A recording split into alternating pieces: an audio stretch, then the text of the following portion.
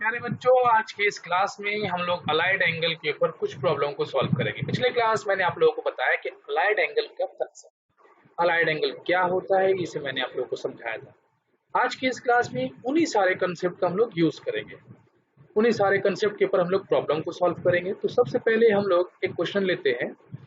जैसे कि अगर आपसे यूं पूछा जाए कि साइन 210 का वैल्यू क्या होगा, हम लोग क्या करेंगे, सबसे पहले इसे हम लोग दो सिंपल एंगल में ब्रेक करेंगे। जैसे कि इसे हम लोग लिख सकते हैं 2 × 90 + 30, या यूं कहें कि इसे हम लोग लिख सकते हैं, ये भी लिख सकते हैं साइन 180 + 30 डिग्री। ठीक है, ओके। अब यहाँ पर करना यह है कि हम लोगों को ये देखना है कि साइन 210 किस क्वाड्रेंट में आ रहा है। तो जैसा कि 180 हम लोग जानते हैं कि 180 डिग्री कहाँ पर खत्म होता है, तो 180 डिग्री सेकंड क्वाड्रेंट में खत्म होता है। और उसके बाद हम लोगों को यहाँ पर प्लस साइन दिखा, 180 में भी प्लस था, यहाँ भी प्लस है। तो इसकी वजह से हम लोग क्या करेंगे, एंटी क्लॉकवाइज 30 डिग्री और मूव करेंगे। अब ये साइन 210 कौन से क्वाड्रेंट में आ रहा है, थर्ड क्वाड्रेंट में। तो थर्ड क्वाड्रेंट में साइन का वैल्यू क्या होता है, नेगेटिव होता है, इसलिए हम लोग यहाँ पे माइनस लिखेंगे और उसके बाद सिर्फ साइन 30 डिग्री यूज करेंगे। ठीक है, तो इसे हम यूं यूज कर कह सकते हैं कि ये 180 समथिंग जो भी एंगल हो, ये सिर्फ और सिर्फ हम लोग यूज करेंगे ये देखने के लिए कि किस क्वाड्रेंट में हम लोग पहुंच रहे हैं और 30 डिग्री के साथ। ओके, अब यहाँ पर क्या हुआ, माइनस साइन 30 डिग्री और इसका वैल्यू क्या होता है, -1/2। और भी क्वेश्चन देखते हैं इसी तरह का हम लोग।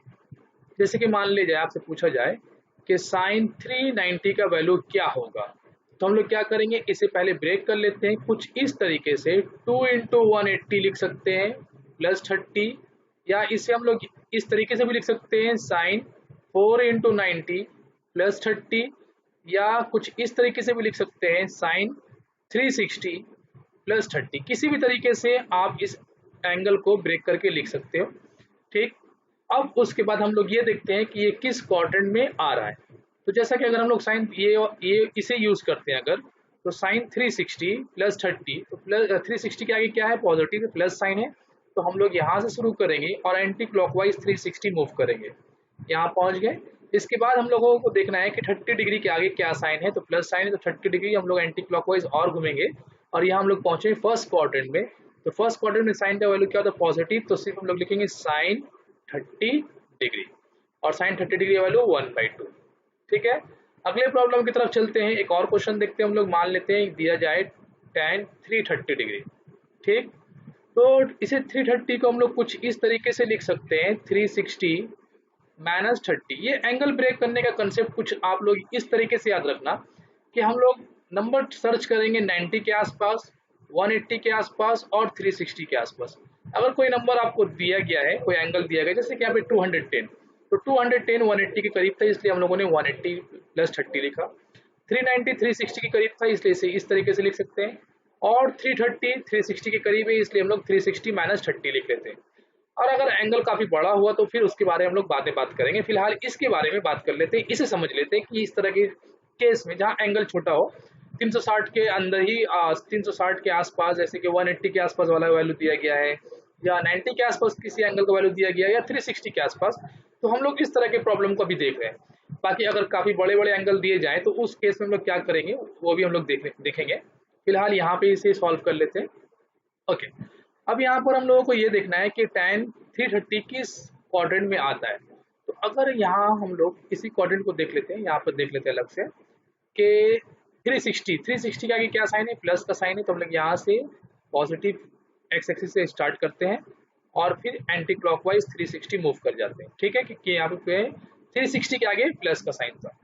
उसके बाद हम लोगों को क्या दिखा, -30, तो -30 के लिए हम लोग क्लॉकवाइज मूव करते हैं और हम लोग किस क्वाड्रेंट में आ गए, फर्स्ट क्वाड्रेंट, फोर्थ क्वाड्रेंट में। और फोर्थ क्वाड्रेंट में tan का वैल्यू क्या होता है, तो हम लोग जानते हैं कि tan फर्स्ट और थर्ड क्वाड्रेंट में पॉजिटिव होता है, फोर्थ क्वाड्रेंट में tan नेगेटिव होता है, इसलिए हम लोग क्या लिखेंगे, -tan 30 डिग्री। ठीक, अब उसके बाद tan 30 डिग्री वैल्यू क्या होता है, 1/√3, तो इसका आंसर क्या हुआ, -1/√3। ठीक है, आगे हम और एंगल को देख लेते हैं। जैसे कि मान लेते हैं हम लोगों को दे दिया जाए कुछ इस तरह का, सपोज कर लो कि दिया गया है cos 750 डिग्री। ठीक है, अब 750 को हम लोग किस तरीके से ब्रेक कर सकते हैं, तो यहाँ पर सिंपल सा कंसेप्ट है, हम लोग cos 750 को लिख सकते हैं cos 4 × 180 प्लस 30, है ना, या 360 इंटू 2 × 360 प्लस 30 भी लिख सकते हैं। दोनों में हम लोग कुछ भी यूज कर सकते हैं। cos 2 × 360 प्लस 30, मतलब एंगल को ब्रेक करना है बिल्कुल 180 समथिंग, वन कुछ मल्टीपल इंटू 180 प्लस समथिंग, या कुछ नंबर मल्टीप्लाई के 360 प्लस 30। इसे हम लोग 90 के टर्म में भी लिख सकते थे कुछ इस तरीके से, 4 × 90 सॉरी 4 × 4 नहीं 8 × 90 प्लस 30, है ना। साइन को हम लोग इस एंगल को हम लोग ब्रेक कर सकते थे कुछ इस तरीके से भी। फिलहाल अगर काफी बड़ा एंगल यूज कर लेते हैं हम लोग, तो हम लोग को घुमाने मतलब फर्स्ट एंगल को रोटेट करने में आसानी होगी, ज्यादा हम लोगों को बार बार रोटेट करना नहीं पड़ेगा। खैर, तो यहाँ पर हम लोग इसे यूज कर लेते हैं cos 2 × 360 प्लस 30 को। अगर हम लोग क्वाड्रेंट बना लेते हैं तो क्वाड्रेंट हम लोग को दिखेगा किस क्वाड्रेंट में आने वाला है ये, तो 2 × 360, ये पॉजिटिव में, तो 360 दो बार हम लोग को मूव करना पड़ेगा, ये एक हुआ 360, फिर हम लोग घूम लेते हैं, ये दूसरा हुआ 360। उसके बाद प्लस 30, तो एंटी क्लॉकवाइज 30 डिग्री और मूव करेंगे फर्स्ट क्वाड्रेंट में, और फर्स्ट क्वाड्रेंट में कॉस क्या होता है पॉजिटिव, तो प्लस लिखते हैं और कॉस 30 डिग्री लिखते हैं। ठीक है, अब कॉस 30 डिग्री का वैल्यू क्या होता है, √3/2। ओके, चलिए आगे बात करते हैं हम लोग। मान लेते हैं कि दिया गया है कुछ सेक 690। ठीक, 690 को हम लोग क्या लिख सकते हैं, अगर हम लोग इसी कंसेप्ट का यूज करते हैं 720 - 30, इसे हम लोग लिख लेते हैं सेक 2 × 360, ये कितना होगा 720 होगा, है ना। अब 720 से अगर 30 को माइनस कर लेते हैं तो हम लोग को 690 मिल जाएगा, तो यहाँ पे -30 कर लेते हैं। अब यहाँ पे देखते हैं ये किस क्वाड्रेंट में आने वाला है, तो 360 अगर हम लोग रोटेट करते हैं दो बार, यहाँ से शुरू करते हैं, एक 360 फिर दूसरा 360 हुआ, यहाँ पर हम लोग पहुंचे, उसके बाद -30, माइनस के लिए हम लोग क्लॉकवाइज मूव करते हैं फोर्थ क्वाड्रेंट। फोर्थ क्वाड्रेंट में सेक क्या होता है, तो हम लोग जानते हैं फोर्थ क्वाड्रेंट में सेक पॉजिटिव होता है, इसलिए हम लोग क्या लिखेंगे प्लस सेक 30 डिग्री, और सेक 30 क्या होता है हम लोग जानते हैं 2/√3। ठीक है, तो यहाँ तक मेरे ख्याल से कंसेप्ट जो भी कुछ हम लोगों ने पढ़ा था पिछले क्लास, उसी का हम लोग यूज कर रहे हैं। तो ये छोटे छोटे कुछ एंगल थे, अब हम लोग बात करते हैं कुछ बड़े बड़े एंगल के बारे में, उसके पर हम लोग कुछ प्रॉब्लम देखते हैं। यहाँ पर एक क्वेश्चन ले लेते हैं हम लोग, साइन 1140।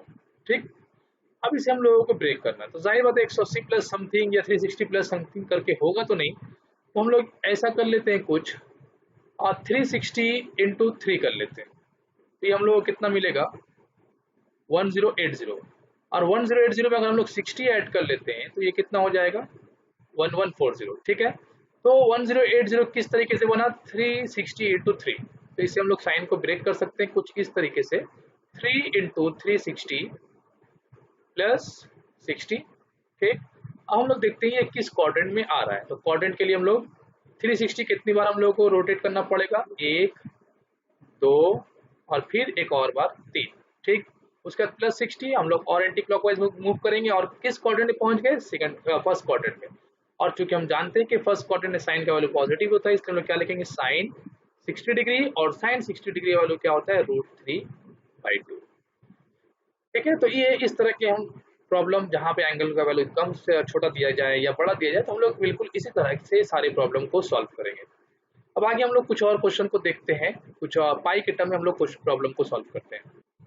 जैसे कि अगर आपको दिया जाए, सिंपल सा क्वेश्चन लेते हैं पहले, cos 2π/3, तो cos 2π/3 को हम लोग क्या लिख सकते हैं, इसे हम लोग ब्रेक कर सकते हैं, cos π - π/3, एलसीएम लेने के बाद हम लोगों को वापस वो 2π/3 मिलेगा। अच्छा, अब पाई कितना होता है 180 डिग्री, तो हम लोग क्वाड्रेंट देख लेते हैं किस क्वाड्रेंट में आ रहा है, तो पाई के साथ पाई का साइन क्या है प्लस है, या कुछ नहीं मतलब प्लस, और π/3 माइनस में, तो पाई के लिए हम लोग यहाँ से स्टार्ट करेंगे और एंटी क्लॉकवाइज मूव करेंगे, ये एक पाई हुआ, उसके बाद -π/3 मतलब 60 डिग्री, तो क्लॉकवाइज मूव करना, और हम लोग सेकंड क्वाड्रेंट में पहुंच गए। सेकंड क्वाड्रेंट में कॉस का वैल्यू क्या होता है नेगेटिव होता है, हम लोग क्या लिखेंगे -cos π/3, और cos π/3 कितना होता है 1/2, तो -1/2 इसका आंसर होगा।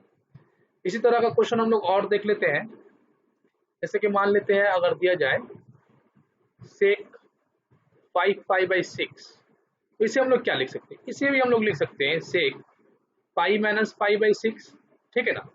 एलसीएम लेने से 5 पाई बाई 6 हो जाएगा। अब हम लोग ये देखते हैं कि ये कौन से क्वाड्रेंट में आ रहा है। तो अगर हम लोग पाई के बारे में गौर करें तो पाई में पॉजिटिव साइन है, तो हम लोग एंटी क्लॉकवाइज मूव करेंगे, यहाँ से हम लोग पाई, उसके बाद माइनस पाई बाई 6 यहाँ सेकंड क्वाड्रेंट। सेकंड क्वाड्रेंट में सेक क्या होता है तो हम लोग जानते हैं सेकंड क्वाड्रेंट में सेक नेगेटिव होता है, तो माइनस सेक पाई बाई 6, ठीक। अब पाई बाई 6 कितना डिग्री होता है, 30 डिग्री, तो सेक और 30 डिग्री का वैल्यू क्या यूज करेंगे हम लोग, तो हम लोग जानते हैं कि सेक 30 डिग्री 2 होता है, तो इसे हम लोग क्या लिखेंगे, सॉरी सेक 30 डिग्री ना, सेक 30 डिग्री, सेक 30 डिग्री का वैल्यू होता है √3 बाई 2 बाई √3, ठीक है ना। तो क्या लिखेंगे, माइनस 2 बाई √3। ओके, अगला प्रॉब्लम हम लोग लेते हैं tan के टर्म में ले लेते हैं। मान लेते हैं tan दिया जाए 9 पाई बाई 4, तो इसे हम लोग किस तरीके से ब्रेक कर सकते हैं, तो इसे हम लोग लिख सकते हैं 2 पाई प्लस पाई बाई 4, ठीक है। तो अब यहाँ पर एक सवाल उठ सकता है कि हम लोग किस तरीके से समझेंगे कि 2 पाई प्लस पाई बाई 4 में तोड़ना है या 2 पाई माइनस पाई बाई 4 में तोड़ना है। तो यहाँ पे सिंपल कंसेप्ट ये याद रखना आप लोगों को कि पहले आप लोग 4 जो डिनोमिनेटर में जो नंबर दिया जाए उसका टेबल देखना है कि 4 के टेबल में 9 के आसपास कौन सा नंबर, तो हम लोग जानते हैं 8 होता है, ठीक है। 4 के टेबल में 9 के करीब 8 होता है।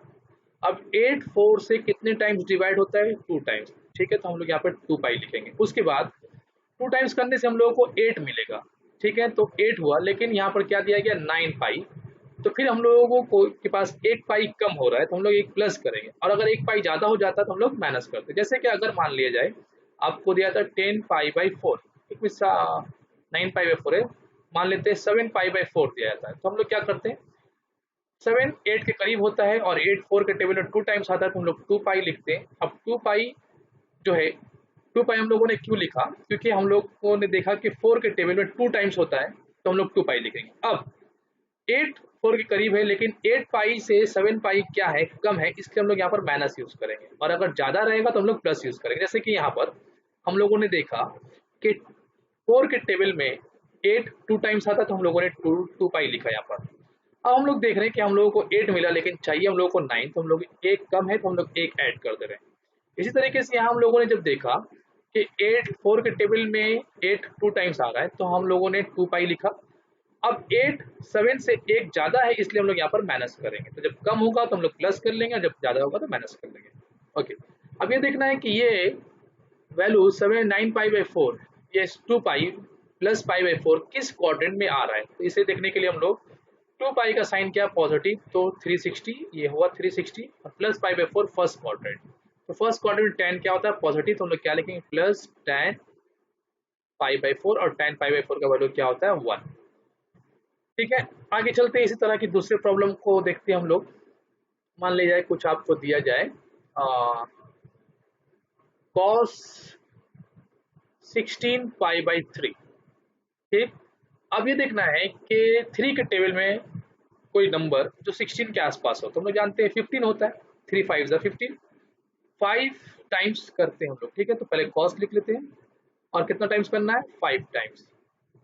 अब 15 जो है 16 से कम है कि ज्यादा है, तो कम है, तो हम लोग क्या करना पड़ेगा, ऐड करना पड़ेगा। कितना ऐड करना पड़ेगा, 1 पाई, तो पाई बाई 3 कर लेंगे, ठीक है। अभी और हम लोग देखेंगे। अब यहाँ पर ये देखते हैं इसका साइन क्या होता है, तो पाई 5 पाई 1 2 3 4, और ये 5 पाई, यहाँ हम लोग पहुंचे, ठीक है। प्लस पाई बाई 3 यहाँ पर थर्ड क्वाड्रेंट में कॉस क्या होता है नेगेटिव, तो cos pi by 3, cos 60 degree क्या होता है हाफ होता है, तो -1/2। ओके, इस तरह का हम क्वेश्चन ले लेते हैं। मान लेते हैं हम लोग ले लेते हैं कॉस 14 पाई बाई 3। अब 3 के टेबल में कोई नंबर जो 14 के आसपास हो, तो हम लोग जानते हैं 15, तो कितने टाइम्स होता है 5 टाइम्स, तो इसे हम लोग क्या करेंगे कॉस 5 पाई लिख लेंगे। अब 15 जो है 14 से क्या है, कम है या ज्यादा है, तो हम लोग जानते हैं ज्यादा है, हम लोग को 14 चाहिए, लेकिन ये एलसीएम लेने के बाद 15 हो जाएगा, तो हम लोग क्या करेंगे माइनस करेंगे पाई बाई 3, एक पाई को माइनस कर लेंगे। अब इसी तरीके से 5 पाई कहाँ पर एंड होने वाला है, अगर हम लोग एंगल रोटेट करते हैं यहाँ से 5 पाई 1 पाई 2 पाई 3 पाई 4 और 5 pi minus pi by 3 second quadrant, और सेकंड क्वाड्रेंट में कॉस क्या था नेगेटिव कॉस पाई बाई 3, और कॉस 60 डिग्री हाफ, तो -1/2, इसका भी आंसर हुआ, ठीक है। आगे चलते हम लोग चलिए मान लेते हैं हम लोग cos 17 पाई ले लेते हैं, cos 17 पाई बाई 3। अब 17 पाई किसके करीब होता है तो हम लोग जानते हैं 18 के करीब होता है 3 के टेबल में। ठीक, 17 जो है 3 के टेबल में, 18 जो है 17 के करीब होता है। तो कितने टाइम्स होता है 6 टाइम। तो हम लोग क्या करेंगे cos 6 पाई लिखेंगे। अब 18 17 से कम है या ज्यादा है, तो 18 ज्यादा है 17 से, तो हम लोग क्या करेंगे माइनस कर लेंगे पाई बाई 3 को, 1 पाई माइनस करेंगे। अब ये कितना हो जाएगा, cos, पहले देखते हैं कौन से क्वाड्रेंट में जा रहा है।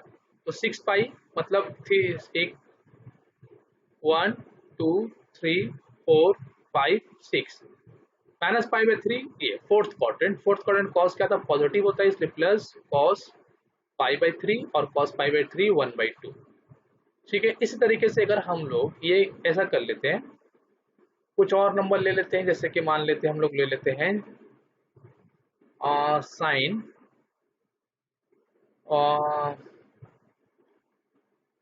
20 पाई बाई 3।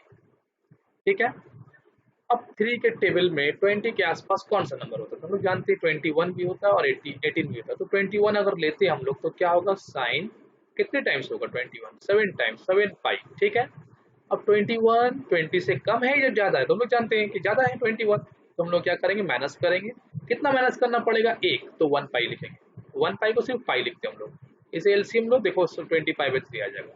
7 पाई कहाँ पर खत्म होता है, तो हम लोग जानते हैं 1 2 3 4 5 6 और 7 यहाँ पर खत्म हुआ, माइनस पाई बाई 3 यहाँ। तो सेकंड क्वाड्रेंट में साइन क्या होता है, positive plus sine pi by 3, pi by 3 60 degree होता है, इसलिए हम लोग लिख सकते हैं प्लस √3/2। ठीक है, इसी तरह का और भी क्वेश्चन हम लोग देखते हैं। एक क्वेश्चन ले लेते हैं हम लोग, जैसे कि sign 43 pi by 6।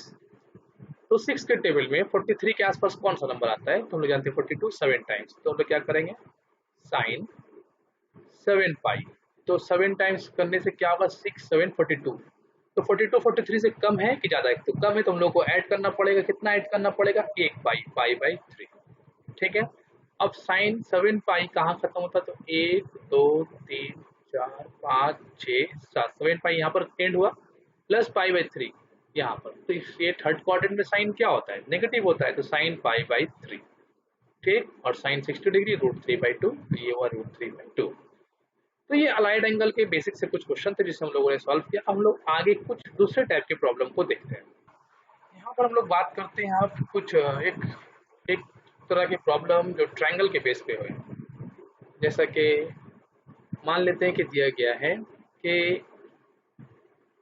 A B C are angles of a triangle. हम लोग जानते हैं कि a plus B plus C कितना होगा, a plus B plus C 180 या पाई लिख सकते हैं उसे हम लोग। ओके, अब अगर आपसे कहा जाए कि prove that, number 1 prove that sine a plus B plus sine B plus C plus sine C plus A, या इससे पूछा जाए इसका वैल्यू फाइंड करना, find the value of sine A plus B sine B plus C और sine C plus ए। तो हम लोग क्या करेंगे, तो जैसे कि हम लोगों ने यहाँ पर देखा कि a प्लस बी प्लस सी का वैल्यू क्या है, पाई है, तो हम लोग लिख सकते हैं कि a प्लस बी सिर्फ किसके बराबर होगा, पाई माइनस सी का, है ना। तो हम लोग लिख सकते हैं साइन a प्लस बी की जगह पर पाई माइनस सी, और फिर b प्लस सी की जगह पर लिख सकते हैं पाई माइनस ए, और c प्लस ए की जगह पर लिख सकते हैं पाई माइनस बी। ठीक है ना, यहाँ पे एक समझा देते हैं, c को उधर ले लो, तो ये क्या बचेगा, ये a plus B equal to pi minus C हो जाएगा ना। ठीक, अब साइन पाई माइनस सी किस क्वाड्रेंट में आता है, तो पाई तो हम लोग जानते हैं यहाँ खत्म होता है, और माइनस करने से एंटी क्लॉकवाइज, फिर से यहाँ से शुरू करते हैं पाई, क्योंकि पाई पॉजिटिव है तो यहाँ पहुंचे हम लोग, और फिर सी क्या है नेगेटिव है, तो क्लॉकवाइज मूव करेंगे हम लोग, यहाँ पहुंचे। सेकंड क्वाड्रेंट में साइन क्या होता है, पॉजिटिव, तो ये क्या हो जाएगा साइन सी। इसी तरीके से ये क्या हो जाएगा साइन ए, और फिर वो क्या हो जाएगा साइन बी। ठीक, तो इस तरीके से क्वेश्चन फाइंड भी करने को कहा जा सकता है, प्रूव दैट करने को कहा जा सकता है कि prove that A sine A plus B sine B plus C और sine C plus A equal to sine A plus sine B plus sine C. तो हम लोग इस तरीके से प्रॉब्लम को सॉल्व कर सकते हैं। इसी के ऊपर हम लोग एक और क्वेश्चन लेते हैं, कुछ इस तरह का लिख लेते हैं कि मान ले दिया जाए वही ट्रायंगल के ऊपर है, A plus B plus C, cos A plus B plus cos B plus C plus cos C plus E, और डिनोमिनेटर में सपोज कर ले दे दिया गया है कॉस ए कॉस बी और कॉस सी, और आपसे कहा जाए इसका वैल्यू पता करना। तो वही कंसेप्ट यूज करना है बच्चों, ए प्लस बी प्लस सी क्या है, पाई है। ठीक, तो अगर हम लोग को ए प्लस बी चाहिए तो हम लोग क्या लिखेंगे, यहाँ से ए प्लस बी क्या होगा, पाई माइनस सी। ठीक है, तो इसे लिख सकते हैं कॉस पाई माइनस सी, इसे क्या लिख सकते हैं कॉस पाई माइनस ए, और यहाँ क्या लिख सकते हैं कॉस पाई माइनस बी। ठीक है ना, और यहाँ पर क्या होगा कॉस, नीचे में तो कुछ करना नहीं है, cos A plus cos B plus cos C. ठीक है, ओके। अब पाई माइनस सी कितना होता है, पाई माइनस सी, तो पाई तो यहाँ जानते हैं हम लोग सेकंड क्वाड्रेंट में यहाँ पर खत्म होगा। अब माइनस सी के लिए हम लोग माइनस के लिए क्लॉकवाइज मूव करते हैं, तो हम लोग यहाँ पहुंचेंगे, और सेकंड क्वाड्रेंट में कॉस का वैल्यू क्या होता है, नेगेटिव, तो माइनस कॉस सी हो जाएगा, ये माइनस कॉस ए और माइनस कॉस बी। ठीक, और नीचे में तो वही cos A cos B cos C है, cos A plus cos B plus cos C. ठीक, अगर हम ऊपर से माइनस को कॉमन निकाल लेते तो हम लोग क्या मिलने वाला, ऊपर नीचे कैंसिल हो जाएगा पूरा, कुछ इस तरीके से मिलेगा, cos A plus cos B plus cos C divided by cos A plus cos B plus cos C. ठीक, यहाँ कैंसिल कर लेते हैं इसे अगर हम लोग, तो हम लोग क्या मिलेगा, पूरा पूरे कैंसिल होने के बाद -1। तो ये अलाइड एंगल के ऊपर थोड़े बहुत कुछ प्रॉब्लम को हम लोगों ने सॉल्व किया। अगले क्लास हम लोग यहीं से कंटिन्यू करेंगे, अलाइड एंगल के ऊपर क्वेश्चन को सॉल्व करेंगे।